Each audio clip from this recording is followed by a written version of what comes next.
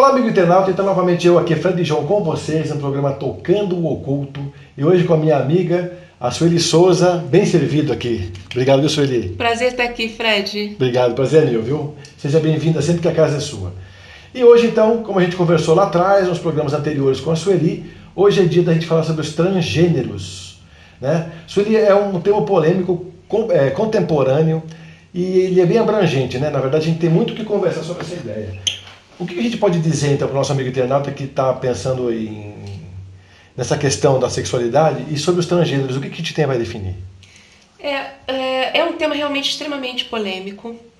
Traz para a gente questões até que incomodam muito. Falar sobre sexualidade é ainda tabu nos nossos dias. Estamos no século XXI, mas falar sobre sexualidade é tabu. Até hoje, né, Sueli? A gente vê os desenhos das pessoas, quer dizer, a gente está conseguindo fazer gente e não conseguiu se livrar ainda do tabu do sexo, né?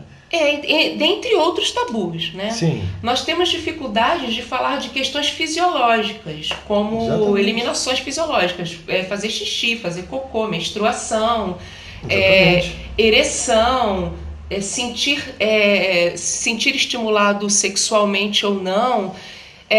Imagina sobre ser homem ou ser mulher. Pois é. Então a gente está vivendo um momento no mundo que tem um apelo muito grande para que você seja livre a ponto de não precisar ou poder escolher o que quiser a qualquer momento, mudar de ideia, enfim. Eu entendo esse momento do mundo como uma grande confusão. Ah, é? Sim. O que você diz a respeito? Por que confusão? Porque nós temos questões fisiológicas que a gente nasce com ela, né? E ela, na verdade, não é um determinante sexual. Ele é um determinante fisiológico. Sim, fisiológico. É um determinante fisiológico. Eu nasci com uma característica fisiológica, uma característica hormonal, uma característica no meu corpo que me define como um ser mulher. Um ser que posso ser capaz de ficar grávida, de ter um filho.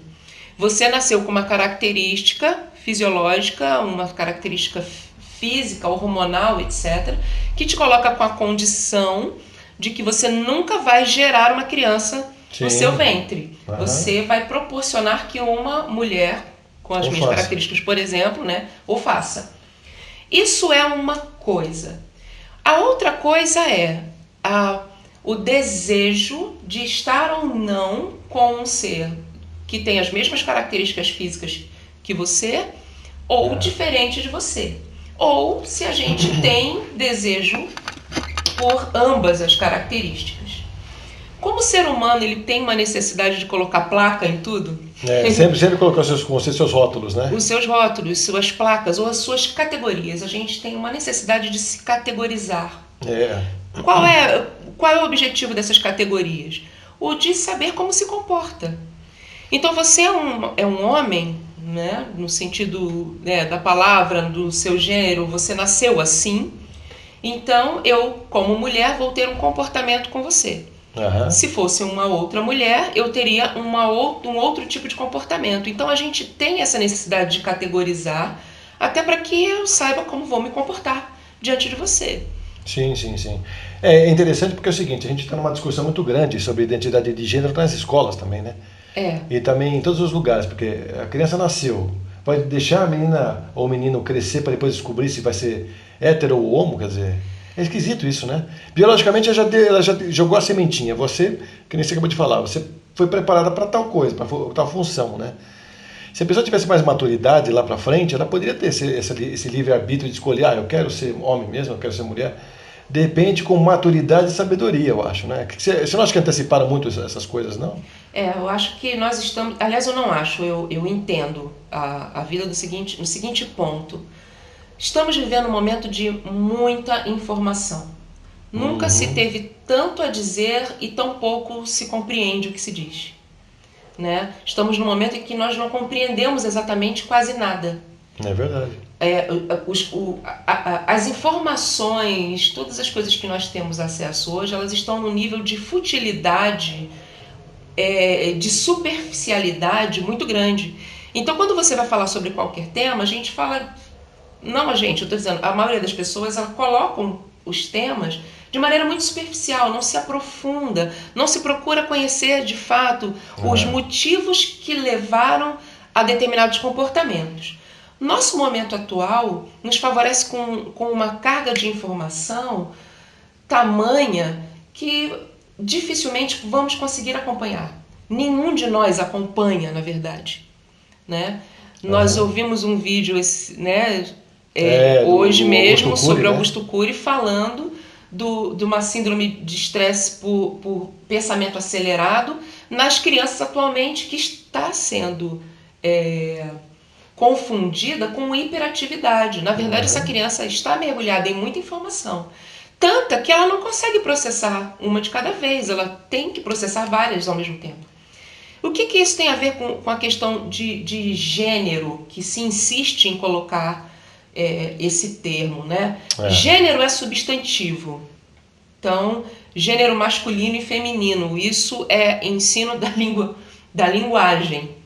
Gênero não deveria ser aplicado às questões humanas, às questões físicas. Gênero é uma classificação dentro dos substantivos, dentro daquilo que a gente categoriza como feminino e masculino. A gente sempre acompanhou o processo das pessoas com mais idade poder escolher com livre-arbítrio o que quer fazer. Sim. Quer virar um trans, quer continuar sendo hétero ou mudar isso, mas a gente sempre tem ouvido falar disso com uma certa idade, de uma idade para frente, né? E agora a discussão é com relação às crianças. As crianças, então, né? E aí vem aquela questão interessante que as pessoas estão perdendo um pouco o limite da liberdade por conta desse excesso de informação. Por conta desse excesso de informação, a gente tem uma falsa percepção de que tudo é permitido. E tudo é permitido por quê? Porque estamos num momento de evolução grandioso. Será realmente que estamos? Será que nesse momento a gente está realmente vendo as nossas crianças como elas deveriam ser vistas? Com cuidado? Pois é, uma boa pergunta essa. Então, o que eu faço quando eu digo que o meu bebê não tem sexo ainda? Eu não protejo essa criança de algumas coisas possíveis de acontecer. Como assim? Então tá, se você tem noção de que esse bebê que você tem é uma menina e ela vai crescer, vai desenvolver mamas, seios, vai ter um corpo que pode ser desejável, você vai tomar o cuidado de que essa criança não seja violada no direito de ser preservada até que ela tenha idade para se expor sexualmente a quem ela quiser. Sim. Né? Então o que você faz com um bebê que é menina? Você protege e explica para esse bebê ou para essa menina que vai crescendo, lógico, né, dentro da idade dela, lógico, que certos comportamentos é melhor que ela não tenha, como sentar no colo de um estranho, por exemplo. Isso é legal falar. Então, assim, qual o problema de sentar no colo de um estranho? Quer dizer que todo homem ele vai ter o potencial agressivo ou de desejar uma criança? Óbvio que não. Porém, é um desconhecido total. Como eu posso saber que não terá segundas intenções com a minha menina? Ou com o meu menino? Então eu vou deixar essa criança livre para que ela escolha que sexo ela vai ter antes que ela tenha capacidade de se expressar no mundo? A criança, ela precisa de um adulto para dizer para ela algumas coisas. Você não nasce sabendo, está entre aspas aqui. Vou explicar por quê. Criança, ela tem uma capacidade de percepção maravilhosa. A criança nasce sabendo, sim, algumas coisas. Já se tem estudos de perceber que ela sabe que tem que abrir uma porta para guardar um objeto, que ela sabe que se colocar um brinquedo num cano, ele vai cair lá embaixo. Ela sabe que se eu não consigo pegar um objeto no chão, e ela pode pegar, ela pega o objeto e me entrega. Tem alguns vídeos na internet que até que mostram as crianças jogando o travesseiro para baixo do berço, para depois elas se jogarem em cima do travesseiro para não se machucar. Em cima do travesseiro, ela sabe, ela nasce com uma condição, sim, ela entende que ela precisa fazer alguns movimentos e ela vai se desenvolvendo dentro disso. Isso é uma coisa. A outra coisa é como essa pessoa vai construindo o seu caráter e como ela vai se comportando diante do mundo.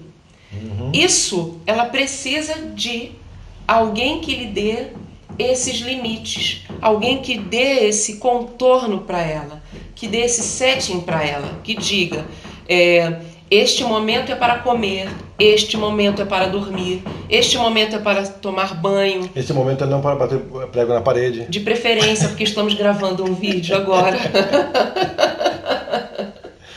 Então a criança precisa disso. Precisa disso. É assim que nós começamos a nos comportar e interagir com o mundo à nossa volta. Quando tem um adulto que consegue dizer que neste momento você não precisa gritar, né? Então a criança quando faz uma birra, e esse adulto consegue ser seguro o suficiente e firme o suficiente para olhá-la com amor e dizer, não precisa, calma. O doce que você quer eu posso fazer só tal dia, no fim de semana, você só vai tomar refrigerante no fim de semana. Ela não tem ainda o poder de escolha, porque ela ainda não sabe o que é melhor para ela. Ela não sabe nem quem ela é, o que ela está fazendo ali, quem são, aí está descobrindo quem é o pai, quem é a mãe, quem é a avó. Tudo uma grande descoberta por enquanto. Exatamente. A partir de quando começa a mudar essa percepção, Sueli? Cada pessoa é um universo. Geralmente, assim, né? A criançada... Mas vamos lá, a criança tem uma capacidade de desenvolvimento mais ou menos esperada. Então ela vai reconhecer a voz, por exemplo, da mãe muito cedo, ainda bebê. Porque ela já tem essa percepção já intraútero. E algumas coisas que essa mãe sentiu ou teve como contato, ela vai ter percepções. Isso é real. Então ela vai ter percepções com relação à música, vai ter percepções com relação a algum evento que assustou essa mãe. Ele vai trazer isso. Essa criança vai trazer isso ao redor da sua vida. Algum momento da vida vai talvez trazer à tona um sentimento que ela não tem certeza de onde veio. Isso é a criação da memória afetiva que a gente tanto fala, né? A gente tem exatamente. Essa memória afetiva vai nascendo aí. Então, inclusive, isso a gente depois vai fazer um parênteses, porque a gente percebe que a nova geração não está tendo contato físico com o outro, né? É muito virtual sempre, né? Sim. Então, esse é um tempo que a criança ou o adolescente perde sem criar a memória afetiva, né? Temos outras coisas relacionadas a isso. Existe um estudo chamado epigenética. Eu estou entrando nesse momento agora para conhecer. Que legal! E ele traz um estudo muito interessante, dizendo que a relação da mãe com a criança do intraútero até um determinado período vai constituir uma possibilidade afetiva dessa criança mais tarde. Ou não. Então, fazer família ou não, você disse? Não. Não é de fazer família, é a condição que ela tem de se relacionar com o outro. Então, de poder fazer a família a partir daí também. Às vezes não só por conta de querer se relacionar efetivamente como família, mas, por exemplo, de criar uma relação de amizade ou não, ou de condição de empatia. O que são as doenças psiquiátricas? O que são os adoecimentos emocionais? Os emocionais estão relacionados à questão de condição de lidar com seu entorno, sejam pessoas, sejam questões do ambiente, sejam objetos que você estranha. Então você tem um adoecimento emocional que te impede, por exemplo, de se relacionar, de produzir amigos, de ter amigos. Então, mas o que pode ser isso? Uma autoproteção? A criança se sente um pouco desprotegida e a forma que ela descobriu de tentar se preservar é inibindo a amizade dos amiguinhos, dos coleguinhas? É que a epigenética mostra isso de uma maneira muito mais fisiológica e anterior do que a questão emocional. Essa questão emocional a gente aprende a bloquear mesmo. Mas, por exemplo, quando se fala nisso, que eu estou citando sobre a epigenética, o que descobriu? Se pegaram animais e estudaram a relação dessas ratas com os seus bebês. Aquela ratinha que não tinha muito contato com esse ratinho, a mãe, né, que não tinha uma afetividade muito grande com esse bebê, nesse bebê as células dele não apresentavam uma expressão para captação de questões emocionais.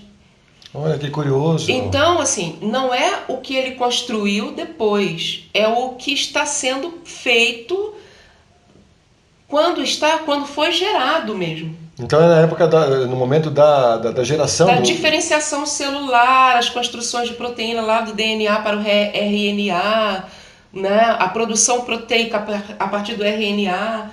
Então, a célula desta criança, no caso, né?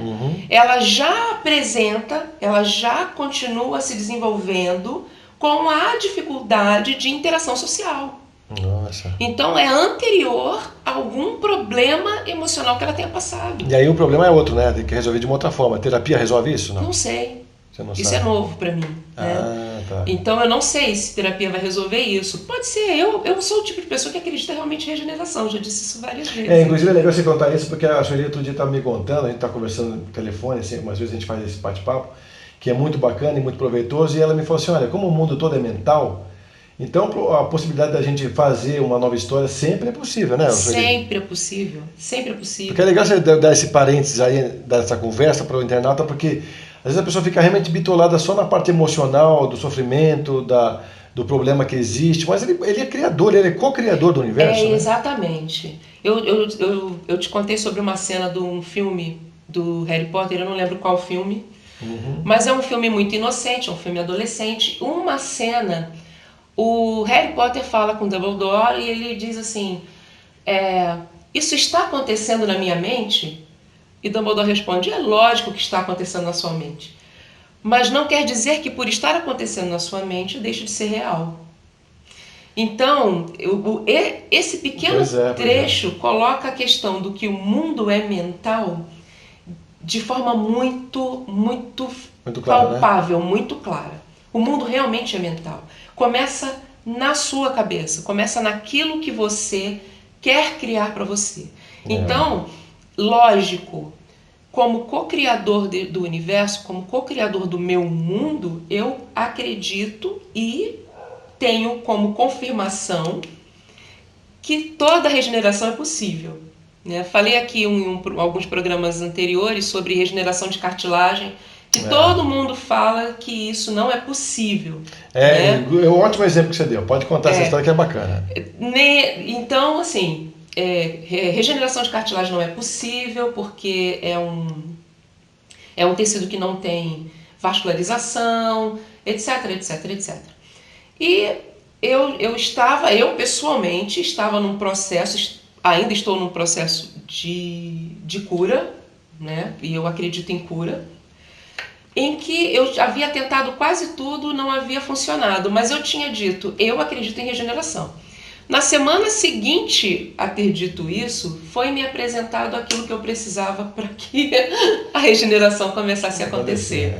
Então, como eu acredito piamente que isso acontece, o milagre vem através das pessoas. Uma pessoa simplesmente ofereceu o tratamento que eu tanto ansiava receber. E funciona. Então, que é a ozonioterapia. É mais uma dica, então, para provar que a ozônio faz diferença. Faz mesmo. Faz muita. Faz muita. E lógico, eu venho aliando vários tipos de tratamento e venho dizendo já há alguns anos sobre as questões alimentares que isso influencia, as suplementações de vitamina D, principalmente cloreto de magnésio, que influencia, a retirada de leite da alimentação, a retirada de açúcar da alimentação. E voltando para a nossa questão com as crianças, por exemplo, o motivo de que tanta gente hoje adoece de maneira mental, emocional. Estamos num momento de que tem muita gente com adoecimento mental e emocional de difícil controle. Isso a Sueli fala com propriedade porque ela trabalha no CAPS? Eu trabalho num CAPS infantil, infanto-juvenil. para ser mais exata, né? E lá você tem uma função importante lá também. Um centro de atenção psicossocial, a gente trabalha com crianças com deficiência mental, intelectual e questões emocionais graves, né? Eu sou enfermeira de formação, faço um trabalho de práticas integrativas dentro desse CAPS, né? Eu trabalho com acupuntura, fito, cristais, olha que legal, orgonites, radiestesia, tudo aquilo que eu falo sobre tratamento, eu uso com essas crianças nesse adoecimento emocional grave. E temos tido resultados muito bons.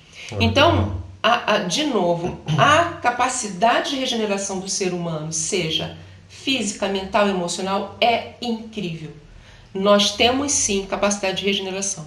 Então, se uma pessoa nasce com essa condição de dificuldade de interação social, porque o gene dela já apresenta uma dificuldade de expressão, né, na sua própria célula, isso está perdido para sempre? Não, não está perdido para sempre. Tem potencial de melhora? Sempre tem. Sempre tem. Vai resolver como eu quero? É outra coisa. Né? Porque o que as pessoas têm de ansiedade é que as coisas precisam estar do jeito que elas querem que esteja. E nem sempre este é o caminho para aquele problema que se apresenta, né? Então, quando se fala em questões de gênero, né, essa palavra que tem moda hoje em dia? Que está em moda e já está muito polêmica, precisamos levar em consideração as questões de que a criança necessita de um adulto que lhe dê limites, no sentido de ensinar quais são suas melhores escolhas. Sem isso, ela por si só não tem condição de escolher se será menino ou menina. Inclusive, dentro desse parênteses aí, dentro da tua história, fazendo um parênteses aí, a gente parece que teve um estudo que mostrava que crianças desenvolvidas sem acompanhamentos maiores, durante um tempo, elas não conseguiam andar. Faziam as coisas delas rastejando, né? Isso acho que foi, se não me engano, foi um estudo feito na África. As crianças, elas não andavam porque não tinha um acompanhamento de alguém que indicasse, olha, você não é instintivo que nem o bicho, né? O bicho sai da mãe, ele já sabe o que ele vai fazer. É instintivo, ele já sabe tudo, já está o código ali. A gente não, né? Existe, inclusive, uma questão do mito dos 7 anos do casamento, já ouviu falar nisso? Já. Mas por que a questão dos 7 anos? Porque um casamento duraria, teoricamente, hoje em dia muita coisa já se desconstruiu, mas teoricamente um casamento teria um período de duração de 7 anos. Levando para um momento bem anterior a esse nosso, 7 anos é o tempo em que uma criança precisaria, na verdade, do acompanhamento mesmo de um adulto para que ela sobrevivesse. No caso, geralmente a mãe, né? Pelas questões de nutrição e desenvolvimento. Depois dos 7 anos, você pode soltar essa criança que ela nunca mais vai deixar de comer, ela vai conseguir se virar. Antes dos 7 anos, corre-se o risco de que essa criança não sobreviva. Porque até lá, ela não vai conseguir ainda procurar comida para si mesma, provavelmente não vai desenvolver o corpo do jeito que tem que desenvolver. Então, ela vai ter dificuldades para andar, provavelmente, levar alimento à boca, provavelmente, falar. Se ela não tiver alguém até os 7 anos que fale para ela, para que ela imite o som, ela vai imitar o som. Ela vai ter que ouvir para imitar, né? Ela vai ter que perceber o que você faz e vai repetir. Você vê crianças pegando o sapato alto da mãe, calçando, porque o exemplo é a primeira forma de aprendizado que nós temos. É verdade. Né? A criança nasce com um instinto que ela não vai morrer de fome, que se você colocar o dedinho na boca de um recém-nascido, ele vai sugar. É um instinto para que natural. Ele vá mamar, então ele vai mamar. Mas ele ainda não nasce com a capacidade de sair andando sozinho. Existem reflexos que você testa, né, no recém-nascido. A apreensão da planta do pé, então você coloca um dedo na planta do pé, o bebê vai ter como se fosse apreender o seu dedo. Se você segurar ele pela mão, ele vai segurar no seu dedo. Se colocá-lo em pé, ele vai ter os primeiros passos. Ele já pode sair correndo? Não. Isso são formas de você testar os reflexos neurológicos dessa criança, se estão funcionais no momento do nascimento. Inclusive, a Cristina Cara fala que para você ganhar segurança na criança, amamentando, olhando para os olhos dela. Sim, a criação de vínculo. Então, cria o vínculo, né? Afetivo. Para ter o vínculo, você precisa realmente estar ali com o seu filho, né? Então, colocar o bebê para mamar no berço, então aquela mãe que não tem condição de fazer o aleitamento materno, de pegar a mamadeira, deixar a criança sozinha no berço. Ela vai perdendo a oportunidade de fortalecimento de vínculo, porque o fortalecimento de vínculo está aí, no pegar no colo, no aconchegar e de compartilhar olho a olho com essa criança. Independe se é homem ou mulher, se é pai, se é mãe, se é irmão, independe disso, né? Independe. Então, se você vai dar uma mamadeira, né, oferecer a mamadeira para a criança, a mãe faleceu, e aí ela perde a produção de vínculo? Claro que não. O pai pode fazer isso. Ele não vai oferecer a mama porque ele não vai fazer isso mesmo, ele não tem isso. Mas ele vai oferecer a mamadeira olhando para a criança, produzindo com ela essa criação, esse fortalecimento de vínculo. Essa criança vai reconhecer nesse olhar, vai reconhecer no cheiro. A gente esquece que nós também somos animais. Nós temos o olfato. Cheiro natural de cada um, né? A gente reconhece quimicamente um ao outro. Existem pessoas que você não vai ter contato físico de jeito nenhum, porque você chega perto dela, você sente algo que você diz, meu santo não bateu, é o odor. É, né? Muitas vezes você vai chegar perto de uma pessoa, você quer namorar e você chega perto dessa pessoa e fala assim, não, melhor não. E não tem nada a ver com ela não ter tomado banho, mas é a química. Isso é real. É verdade. Isso é real. É verdade. Né? Então, se você está pensando que essa criança ela tem condições de saber se ela vai ser menino ou menina sozinha, isso é um dos nossos erros atuais. O de achar que a criança nasceu pronta e que ela vai ter que atender você ou aprender a se virar sozinha. E o que a gente tem com isso? Pais que não sabem dizer não. É, exatamente, também tem isso, né? Pais que acham que essa criança vai se criar sozinha e perde inclusive a oportunidade de dar para essa criança toda a possibilidade de crescimento que ela teria. Mas não oferece nada para ela. Então chega, por exemplo, pra gente, crianças assim, bate no pai, bate na mãe, chuta, cospe, morde, eu quero teu celular, se você não me der o celular, se joga no chão, bate a cabeça, e essa pessoa não sabe o que fazer, simplesmente pega o celular e entrega para a criança ficar quieta. O que alguns anos atrás se fazia com a TV. Para a criança ficar quieta, coloca ela sentada de frente para a TV. E acabou o problema. E acabou o problema. Então, não se ensina para a criança outras coisas. O contato físico, o que é importante nesse contato, o que é importante na alimentação dela, o sentar, deixar a criança experimentar com a mão, saber, ela vai sujar a sua casa, você vai ter que limpar. Mas é importante, é importante. É a vivência dela com os reais, né? Isso. Não com os virtuais, mas sempre com os reais. Com os reais. Sentindo cheiros, pensando mesmo como um animal, né? Ela vai sentindo o cheiro das coisas, o tato das coisas, o instintivo em ação, né?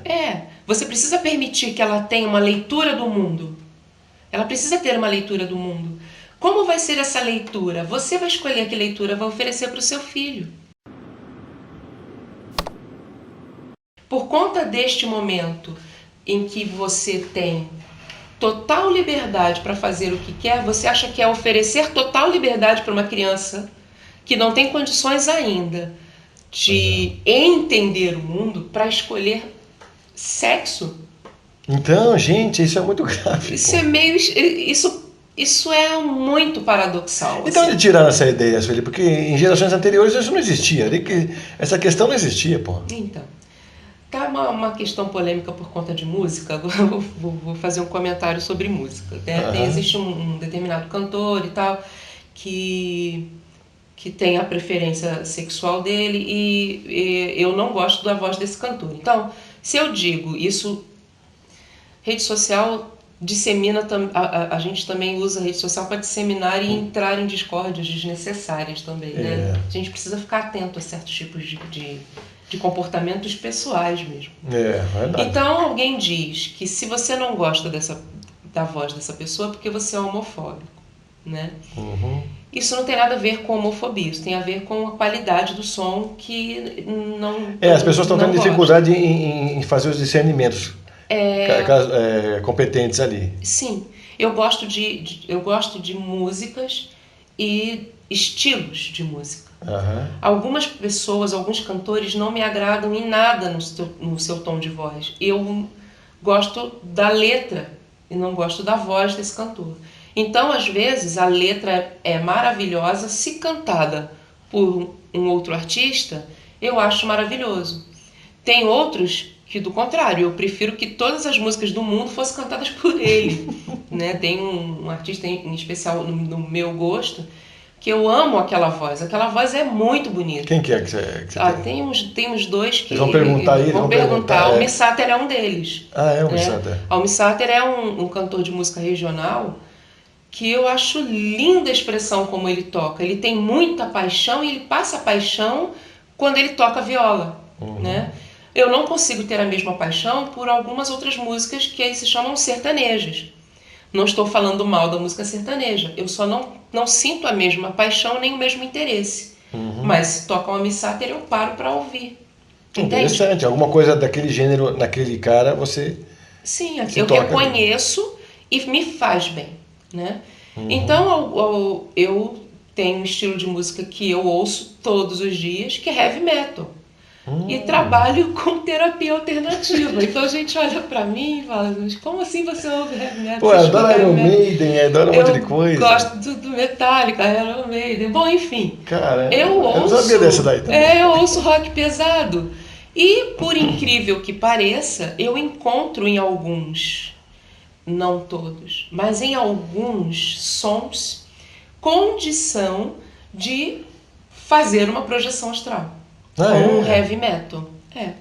E eu tenho casos de crianças que dormem com rock, não dormem quando eu coloco aquela música de estimulação de glândula pineal. Vou fazer o quê? Nossa, que interessante. Eu coloco a música de estimulação de glândula pineal, um orgonite, lilás no meio da testa e incenso. Eu tô quase fazendo prece lá e a criança tá assim, com o olho arregalado, se coça toda. Por quê? Ela não se identifica com aquele som.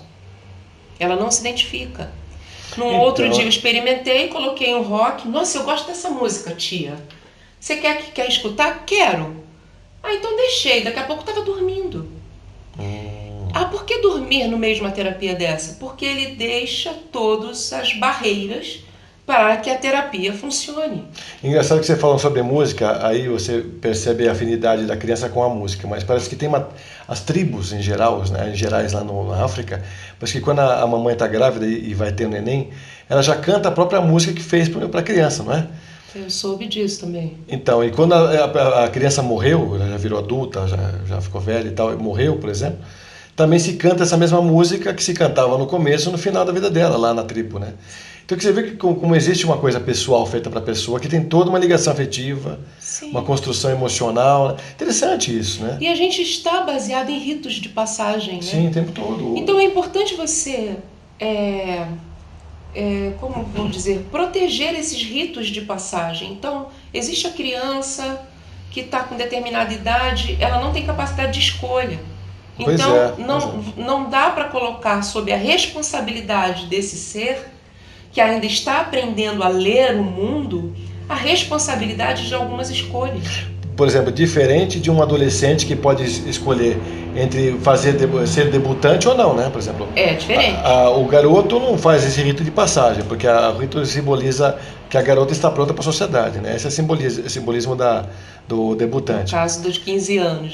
Mas se depende, o garoto quer vir a menina, então ele pode fazer o rito com 15 anos. Mas até aí também ele já sabe o que ele quer, né? Ou não? Acho que sim. Até os 15 anos... Acho não. Aos 15 anos ele já está consciente o suficiente para fazer escolhas, né? Eu atendi o caso eu atendi uma mãe, né? Nós fazemos um grupo chamado Grupo de Avaliação, onde a criança é atendida por 2 profissionais e os pais são atendidos por outros 2 profissionais. Ao final, as crianças e seus pais se encontram e vão, e os profissionais se encontram e debatem as suas percepções sobre aquele conjunto familiar. O que a gente percebeu nisso? Que a percepção daquela criança era a mesma da percepção daquele pai ou mãe. Então eu não vi a criança, eu só vi os pais. Quando eu ia discutir com a minha colega que viu a criança, nós tínhamos a mesma percepção do conjunto familiar. Né? Então, às vezes os pais estão mais adoecidos que a criança reflete o adoecimento deles. Né? Então, o rito de passagem, né, da criança para a vida como adolescente é importante entender. Uma mãe chegou com a queixa, e eu atendi essa mãe, de que o seu filho se automutilava. E eu te contei, né, em 2 meses eu recebi 15 adolescentes com o mesmo histórico. Isso é muito importante você falar, inclusive, agora aqui também, porque chama atenção. 15 adolescentes com o mesmo histórico, e alguns deles com questões de sexualidade. É mesmo? Qual era o histórico? Tentativa de suicídio, várias tentativas de suicídio e automutilação. Né? Enfim, chegou essa mãe com a queixa de que seu filho se automutilava e mostrava as feridas no braço. Isso é um comportamento que a gente chama quase histérico, não vou dizer que é histérico, e que é um comportamento pouco esperado para os meninos. Ele é um comportamento mais esperado em meninas. E eu observei o que a mãe tinha a dizer. E o que essa mãe tinha a dizer? Que era culpa da namorada desse menino. Por que eu perguntei? Porque ela também se corta. E aí eu pergunto de novo, mas qual a idade mesmo do seu filho? Vai fazer 14 anos. Bom, não. Ele já pode escolher se mutilar ou não. Sim, essa hora... Ele já pode escolher. Ele poderia compartilhar com ela, saber que ela faz isso, mas ele pode escolher. Eu não vou me mutilar, eu estou depressivo também, mas eu não preciso me cortar para isso. Então, eu conversando com essa mãe, a fiz entender que às vezes a forma que a gente está vendo o mundo vai justificando o comportamento deste adoecimento. Então, ela justificava o menino, não como se ele pudesse escolher, mas como ele não pode fazer escolhas, a culpa é do outro. A culpa é sempre do outro. É mais fácil, né? É mais fácil dizer que a culpa é do outro. E o menino tinha o mesmo comportamento, de que a culpa sempre era do outro. E sobre as distorções de sexualidade que você encontra, quais são as mais comuns?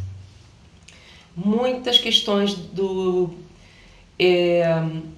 os meninos ou tiveram uma experiência desastrosa de início de sexualidade, né? O que é isso?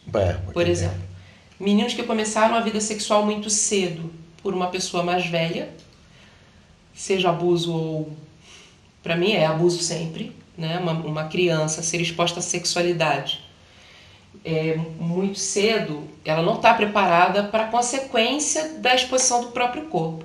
Pode trazer para ela um bloqueio total disso para a vida adulta, né? Vai ter dificuldade em interagir com a questão sexual, ou vai trazer para ela uma sexualização exacerbada. Vai querer transar... Nossa, é mesmo? É 8 ou 80, então?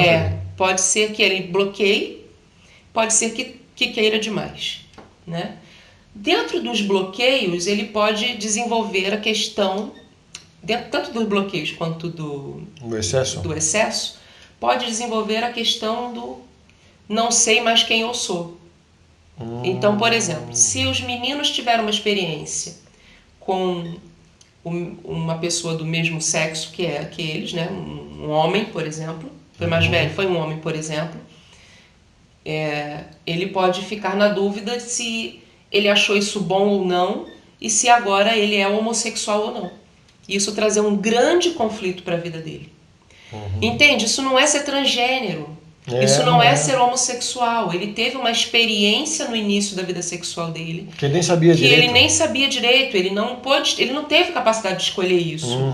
Isso vai trazer um transtorno. Ele pode ficar extremamente excitado por qualquer coisa. Ele pode desenvolver aversão total à sexualidade. Ou pode ficar em dúvida se ele é homem ou não agora. Então, quais são os fatores predominantes nesse caso, por exemplo, para identificar o gênero? Quando a criança está começando a descobrir a sexualidade, num caso como esse, por exemplo?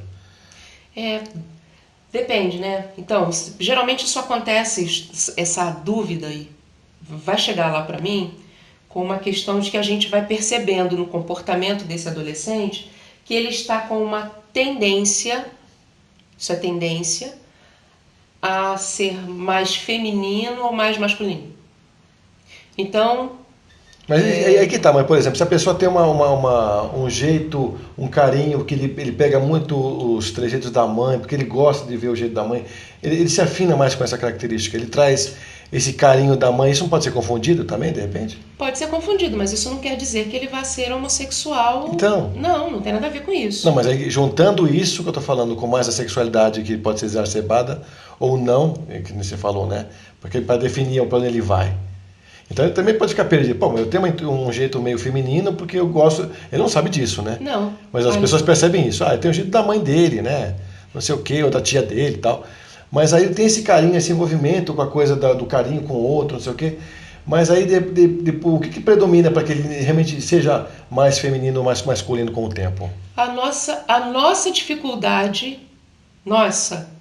eu, você e todo mundo no entorno dele, de deixá-lo simplesmente se descobrir.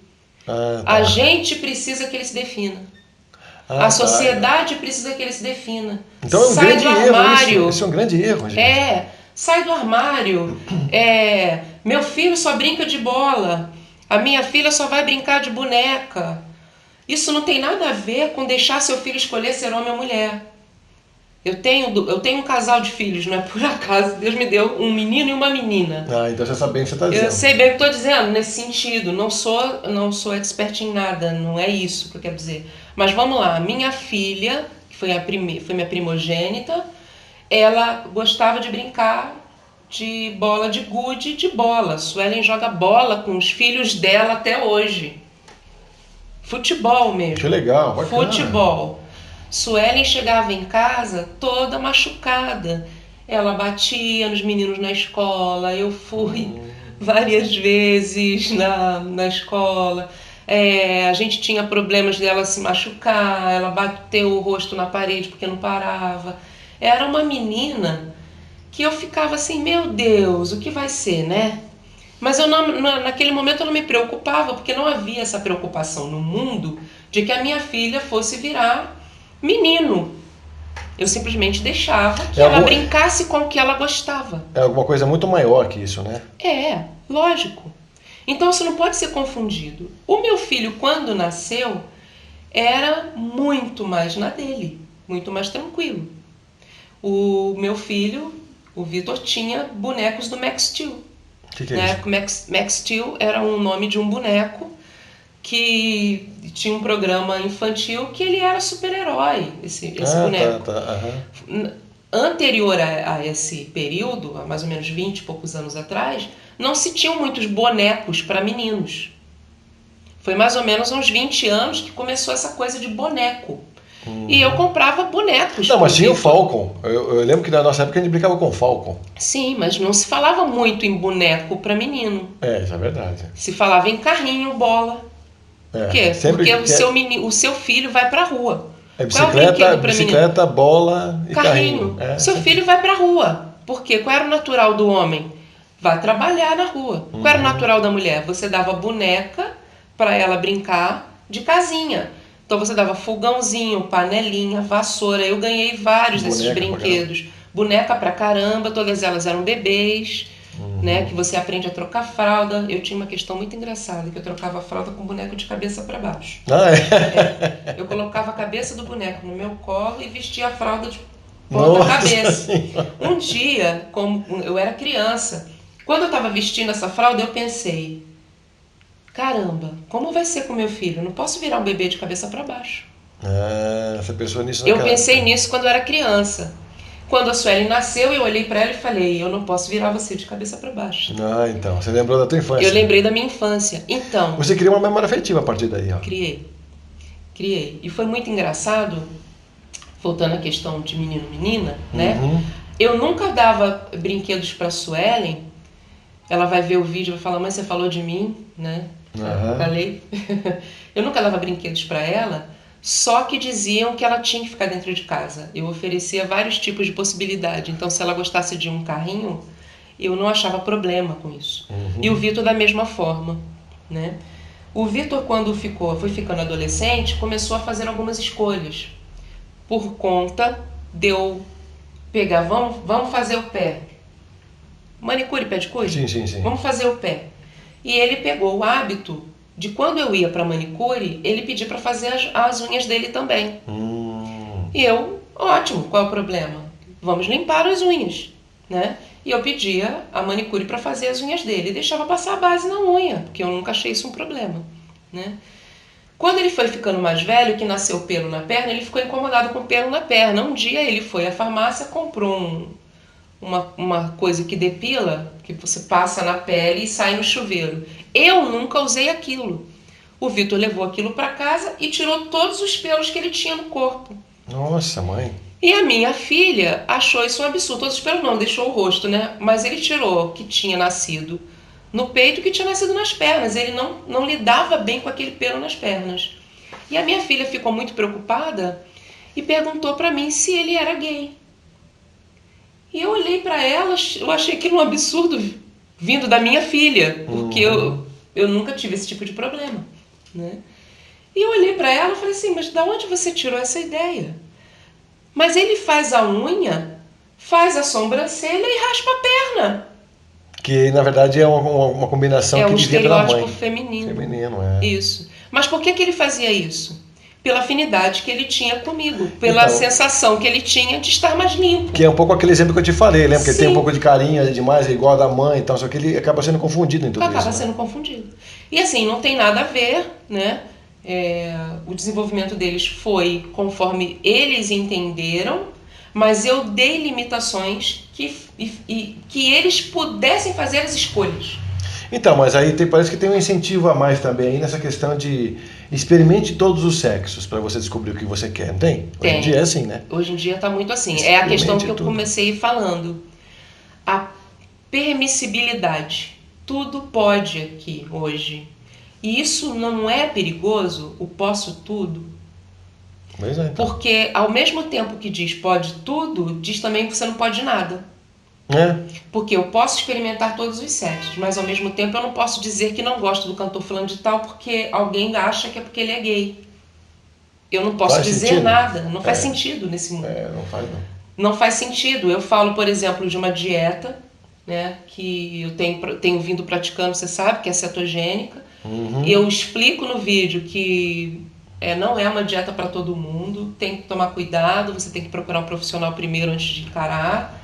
Eu fiz a escolha porque entendi que era melhor para mim. Você não precisa fazer a mesma escolha, você pode fazer devagar. E alguém vai discutir comigo ainda, achando que eu estou indicando para todo mundo. Né? Eu tive uma discussão no trabalho, uma discussão não briga, né? Discussão no sentido de argumentar, mas eu não disse que é para todo mundo. Você, por causa do vídeo que nós fizemos?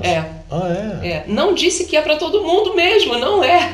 Nada neste mundo é para todo mundo. Não serve para todo mundo mesmo. Nada, muito menos o conceito de gênero. O conceito de que a criança pode escolher qualquer coisa, pode fazer qualquer coisa. Vou te dar um outro exemplo de um mau uso de um termo. Você já vai dizer isso rapidinho, porque a gente vai fazer um pequeno intervalo, a gente já está voltando com a Sueli Souza. Fiquem com a gente aí. Bom, pessoal, voltando aqui com a Sueli Souza, então, hoje falando sobre transgêneros e muito mais, porque a nossa conversa, né, Sueli? Pega um tema desse, mas desenvolve e ramifica para cá, e vai para lá, e vai ramifica e volta, depois volta de novo, sai para lá. E sempre tem assunto que é tudo pertinente ao tema, né? Sim. Então, a gente percebe que as coisas estão muito interligadas. Muito interligado, e fica muito difícil a gente falar de um tema único sem colocar num contexto. E a gente precisa situar as nossas discussões, e é por isso que nossos temas acabam ficando amplos, porque ela está num contexto. É dentro de um contexto. Ficaria esquisito e vazio se fizesse a delimitação disso, né? Com certeza. Agora, a questão que você estava falando a respeito de escolha. Então, a partir de quando que geralmente é sadio essa questão de determinação de sexo? Porque a gente sabe que até um tempo a criança não sabe nem o que ela quer, que nem você acabou de falar, né? E a partir de quando? Quando as crianças começam a entrar em tribos específicas, elas começam a ter esses como é que fala? Essas manias, né? Então se corta toda aqui, se mutila, muda de sexo porque pedem lá no grupo, pedem para que mude, para que experimente isso, experimente aquilo. Como é que isso tudo é gerado dentro da criança, que você trabalha sempre com elas, né? Como é que isso tudo reverbera dentro delas? Gente, aquilo que eu estava falando no início, hoje a gente está vivendo uma grande confusão. Uhum. Primeiro porque se precisa categorizar e se precisa dar limite para que todo mundo aprenda a se comportar. Então, o que acontece? Quando é que a criança pode ter sexo? Nunca. Criança não foi feita para isso. Então, isso é uma coisa muito legal de você falar. Criança até quando? É considerado criança? Então aí existem padrões de cada país, por exemplo, para determinar infância, adolescência, época adulta, né? Uhum. Existem padrões culturais, existem padrões religiosos e existem seus próprios padrões. Então é difícil dizer quando é que eu posso fazer sexo. Isso é muito difícil de delimitar. Quando a gente era adolescente, né? Eu posso falar isso com 30 anos atrás, até mais que isso, né? 35 anos mais ou menos. A gente lembra que as pessoas elas tinham um tempo diferenciado de ter relação sexual. Uns aprendiam com 15, outros com 18, outros com 20. Porque assim, cada um tem um tempo para isso, né? Tem um respeito, uma harmonização interna que precisa ser respeitada até que ela se sinta à vontade. Fala, bom, tá no meu momento agora, né? Perfeito você ter colocado uma harmonização interna que diga para ela quando é o momento dela. Então, não por apelo da circunstância, do momento, né? Da sociedade. Existia um costume, que ainda deve existir, que os pais têm que instigar o seu filho adolescente a ir para uma zona, por exemplo. A sua primeira experiência era com uma mulher de rua, né? Que não é mais de rua, agora é de todo lugar. Agora é de todo lugar. Bom, mas enfim, a experiência do menino, houve um período em que os pais, os homens, né? Tinham uma angústia muito grande de que seu filho tivesse uma experiência sexual com uma mulher, né? Sim. Então ele levava para uma profissional, uma pessoa que ele sabia que ia fazer exatamente aquilo, não era um envolvimento emocional. Era a questão dessa criança deixar de ser criança e passar a ser adolescente, no caso um homem, né? Então eu ouvi histórias de meninos com 12 anos sendo iniciados, né? Com seus pais levarem para os profissionais para que iniciasse essa prática, né? Para que iniciasse a prática. Eu ainda acho muito cedo. No século XXI, acho que 12 anos ainda é cedo. Não, mas você pega o Oriente Médio, você vê meninas casando com 9 anos, sendo estupradas e até mortas às vezes. Aí é a questão cultural. A questão cultural nesses lugares permite que hajam esses casamentos. O que eu acho muito estranho, e eu acho que isso é uma forma de disseminar um equívoco com relação à sexualidade nos dias de hoje. São duas questões, que inclusive eu ia colocar antes da gente fazer a pausa. São duas questões. Uma, a questão cultural do Oriente Médio, que é a cultura deles e eu não entendo como sadia. Elas são meninas, um corpo que não aguenta o ato sexual, com homens formados, homens adultos, com um corpo que é incompatível. A gente não precisa falar detalhes, mas dá para entender, né, a incompatibilidade. Só estou falando de físico, nem vou falar de outras questões. Existem verdadeiros casamentos que são arranjos. Exatamente. De fortunas, né, de que isso se mantenha naquelas famílias. Então existe toda uma questão cultural envolvida nisso. E isso traz alguns equívocos com relação à permissão de fazer sexo com criança. Existem, e eu assisti isso, algumas pessoas aqui no Brasil fazendo vídeos, e você vai acabar encontrando isso, falando a favor da pedofilia, falando a favor de sexo com meninas. É muito difícil, eu acabei assistindo por imposição até do meu papel no trabalho. Está no YouTube? Está no YouTube? Está no YouTube. E tem um homem adulto falando nisso claramente, e de como é bom, ele fala com detalhes, é muito difícil. Acho que eu cheguei a ver esse caso aí. Foi preso o cara, não foi? Depois soltaram ele? Então, a última vez que eu soube não tinha sido, então não tenho certeza se eu estou desatualizada. Tá. Mas enfim, coloca na criança a sexualidade muito antes da hora. Ela não está preparada para isso. E essa sexualidade que você disse, Sueli, não é exatamente só o ato em si, porque ela pode estar no baile funk, vendo aquilo acontecer de uma forma tão espontânea, que aquilo é uma sexualidade também, né? A criança não devia estar em baile funk, né? Então. Aí veja bem como é a permissão desse mundo. Vamos lá. Que você deixaria sua filha ir a um baile funk? Sua filha de 12 anos, de 11 anos. Que isso não tem nada a ver com cultura, exatamente, porque tem gente de classe A fazendo isso. Eu não estou falando do baile funk como um problema, eu estou falando da idade. Da idade e cultura. O baile acontece geralmente após as 10 horas da noite. Não é saudável para o ciclo de desenvolvimento, eu estou falando de ciclo, de fisiologia, eu não estou falando de valores pessoais. Os meus valores são meus e eu estou guardando para mim. Uhum. Estou dizendo sobre fisiologia. Então, você tem uma criança com desenvolvimento, ela tem que ter um horário para comer, um horário para dormir, um horário para tomar banho. Por que ela tem que ter isso? Porque o corpo dela precisa se desenvolver de maneira mais natural possível. Se você ler ou ouvir alguma coisa, tiver curiosidade para saber sobre a glândula pineal, ela vai falar que a luz determina sono e vigília. E quem capta a luz para determinar se você está com sono ou se está na hora de despertar é a glândula pineal. Se você não dorme à noite no escuro, certos hormônios no seu corpo não são produzidos. Então aquela luzinha que tem na sua TV a cabo, que fica ligada direto, ou a televisão, né, que fica com aquela luzinha ligada, já prejudica tudo isso. Já prejudica tudo isso. Então você vai ter um sono conturbado porque tem uma luzinha no quarto. Fora as emissões radioativas desses aparelhos. Então vamos voltar para a criança. Ela precisa ter um sono regulador, um sono que restabeleça, porque no dia seguinte ela precisa voltar a estudar, ela precisa dar continuidade ao desenvolvimento fisiológico dela.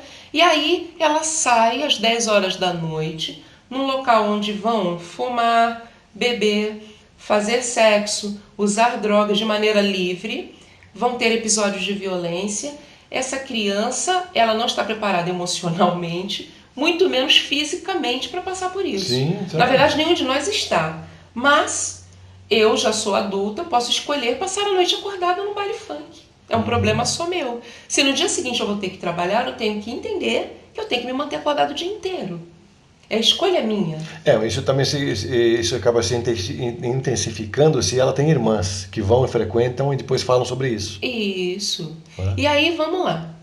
Vamos voltar à cultura do Oriente Médio, em que entende que é lícito o casamento entre meninas de 8, 9 anos com homens adultos. Uhum. E vamos falar de um termo que se tem hoje, que também está em voga pelo momento que estamos passando, pelo momento energético pelo qual estamos passando, que são as crianças índigo, Isso. diamante e todas as classificações cristal, enfim.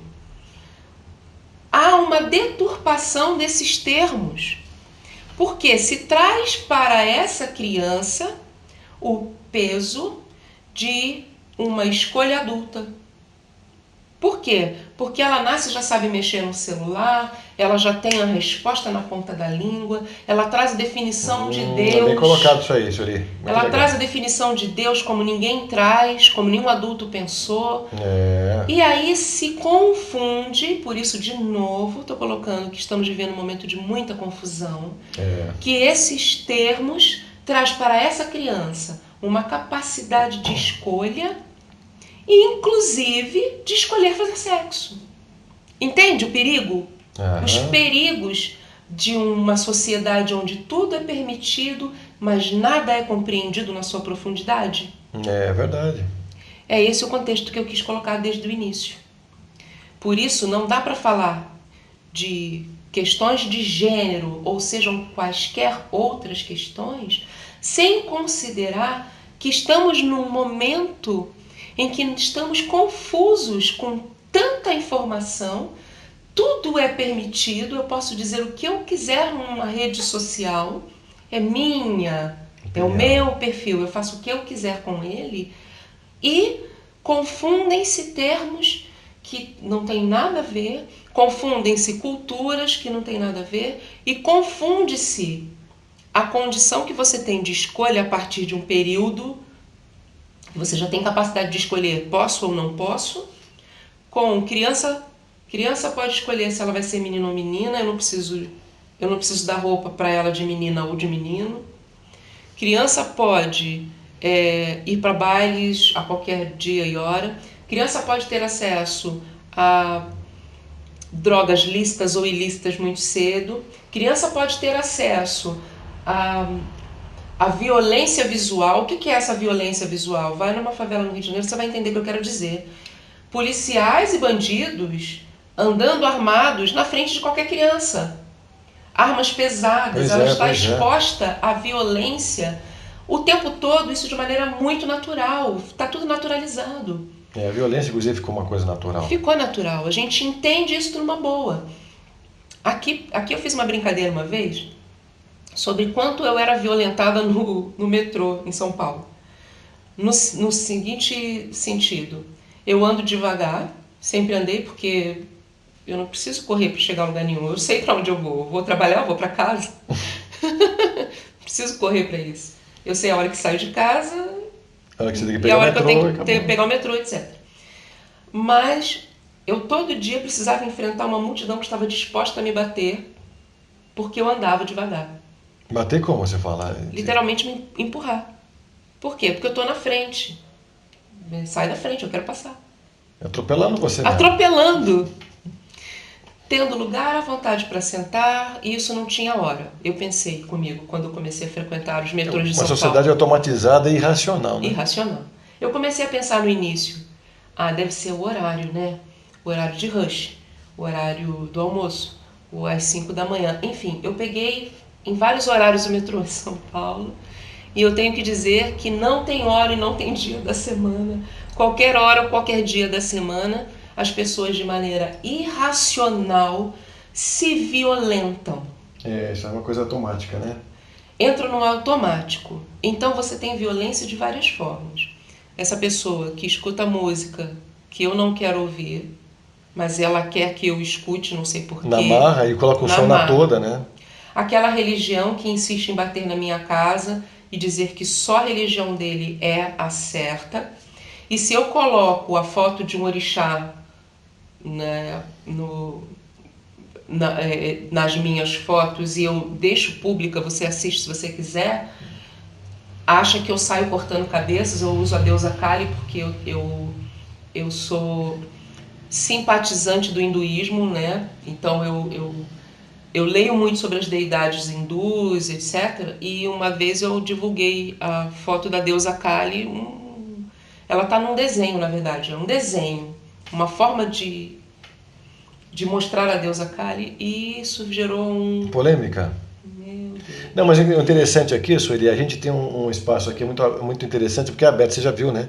Aberto a vários temas, conceitos e com profundidade. Então, por exemplo, a gente trouxe aqui o egiptólogo, o José Alves, que vai voltar a fazer aqui com a gente na semana que vem uma outra série muito interessante, convido vocês a conhecerem com a gente novos temas com ele. E assim, e além dele, tem outros também que vieram com a gente aqui, falar sobre os temas com a sua profundidade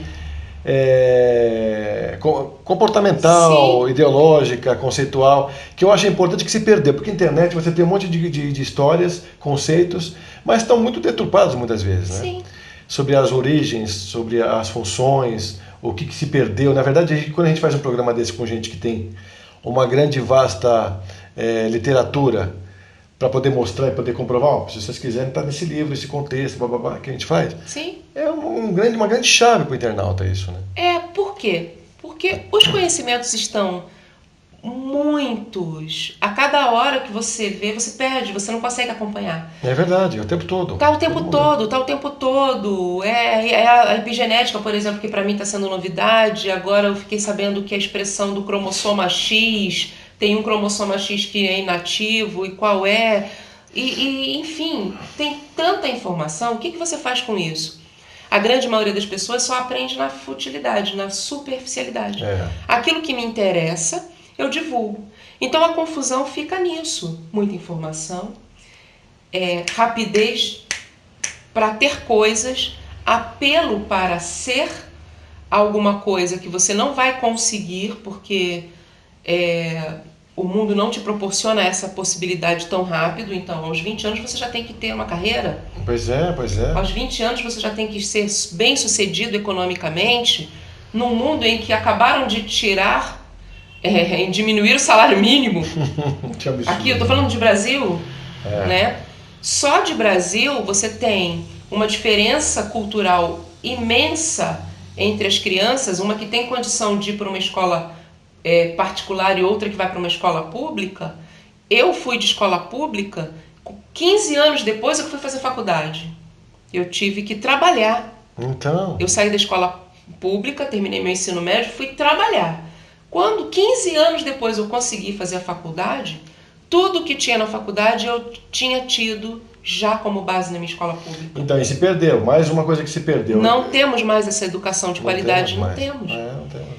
Então, num momento como esse, em que as informações estão aí cada vez mais rápidas, as pessoas não sabem o que fazer com elas, se confunde excesso de informação com permissão exacerbada. Você falou no começo da nossa conversa aqui que nunca se teve tanto para se poder se falar e tão pouco a dizer. E tão pouco a se dizer, porque na verdade as pessoas pouco fazem isso, né?